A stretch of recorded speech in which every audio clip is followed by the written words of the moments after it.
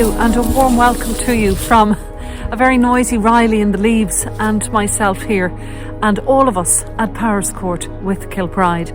You're very welcome to join us this morning on this, the first Sunday in Lent, as we relive with our Saviour the wilderness story today.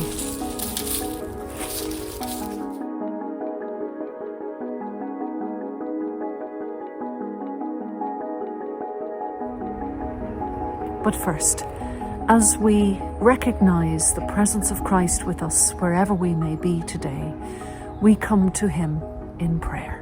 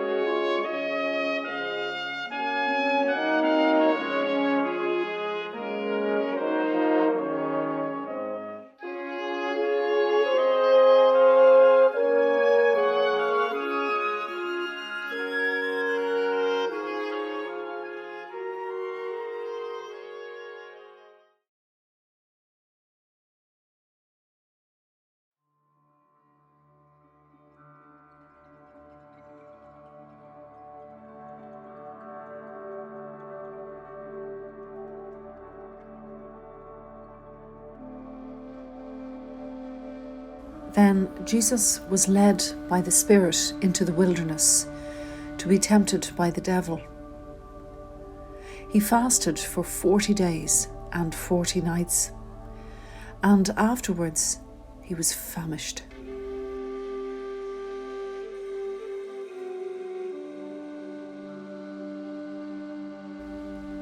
The tempter came and said to him, "If you are the Son of God, command these stones to become loaves of bread."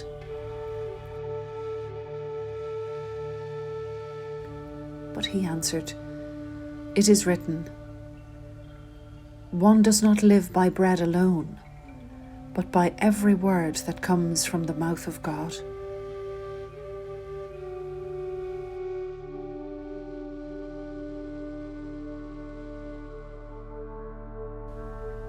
Then the devil took him to the holy city and placed him on the pinnacle of the temple, saying to him, "If you are the Son of God, throw yourself down, for it is written, 'He will command his angels concerning you, and on their hands they will bear you up, so that you will not dash your foot against a stone.'" Jesus said to him, "Again it is written, 'Do not put the Lord your God to the test.'"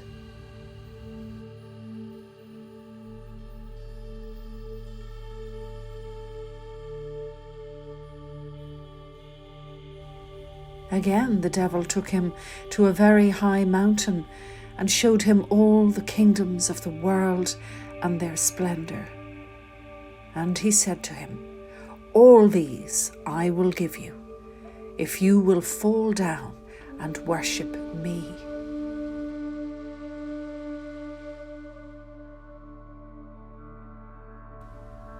And Jesus said to him, "Away with you, Satan. For it is written, 'Worship the Lord your God and serve only him.'" Then the devil left him, and suddenly angels came and waited on him.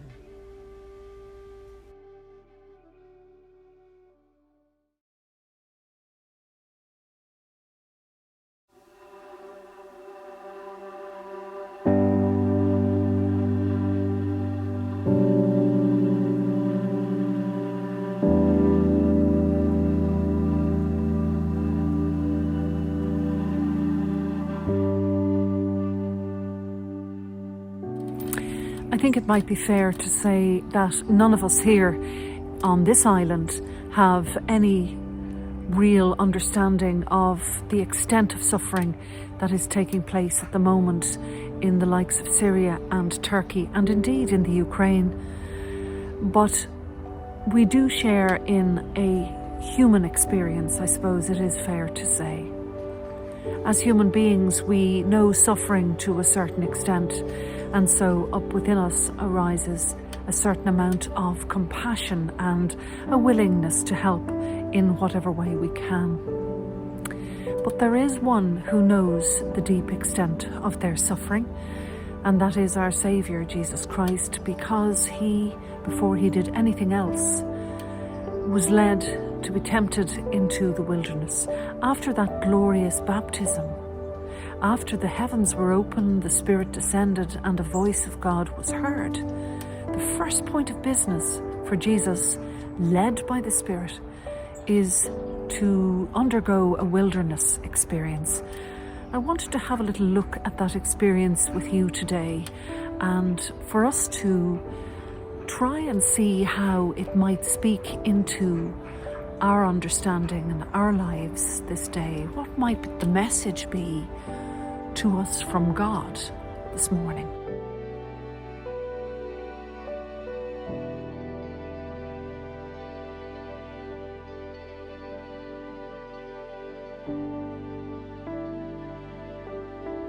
Appetites for many things are part of being human, and actually how glorious it is to be an embodied soul, to be able to experience the tastes and the senses, the colours, the textures, the scents of this life.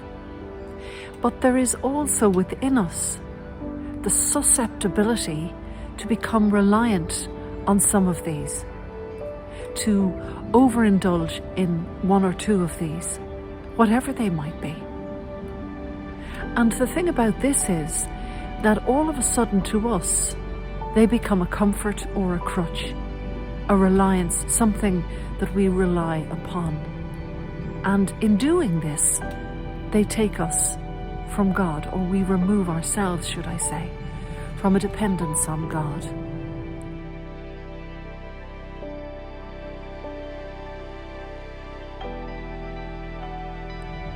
But Jesus knows this. He does not want to put God to the test. He puts God first.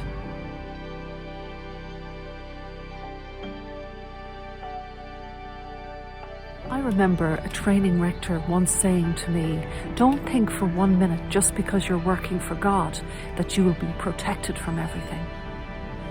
Our responsibility in this human life is to care for ourselves, to take that great gift of life and to maintain it, to maintain our bodies, our minds, and to maintain our relationships to the fullest extent. And sometimes we're not inclined to do this.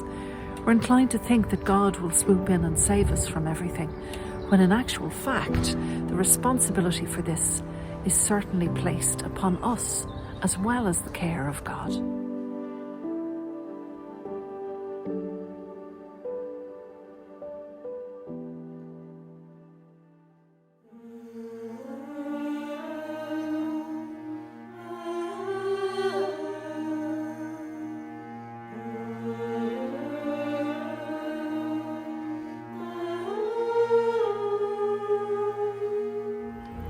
It's hardly surprising that Satan would use this third test.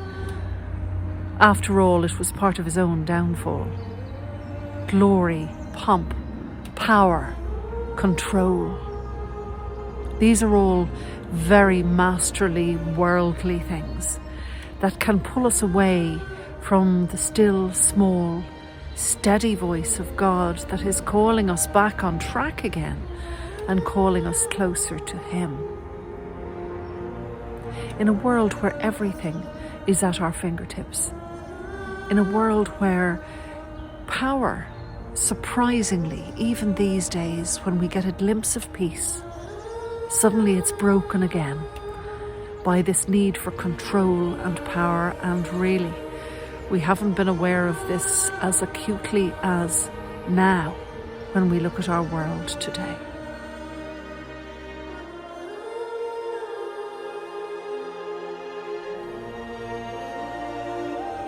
Perhaps today there are two things we can do. One, we can look at the gift that we have been given in this life, and we can use the gifts and talents that we have without any shame or embarrassment, for the benefit of others, as well as for our own mental and physical well-being. Maybe during this Lenten time, we can also decipher the voice of the Spirit from the voice of our mind and the voice of other negative thoughts that seem to pop in from time to tempt us and to draw away from God. Jesus always followed the lead of the Spirit. He complied. He complied into the wilderness, and he was led from the wilderness after the angels had cared for him, down and into his ministry. If we can practice discerning the voice of the Spirit in our lives, we can more easily be led by this voice, equipped by the Father who has our good intentions in everything he plans for us. And we can be given the power to serve him within our own lives and within this world, to his greater glory.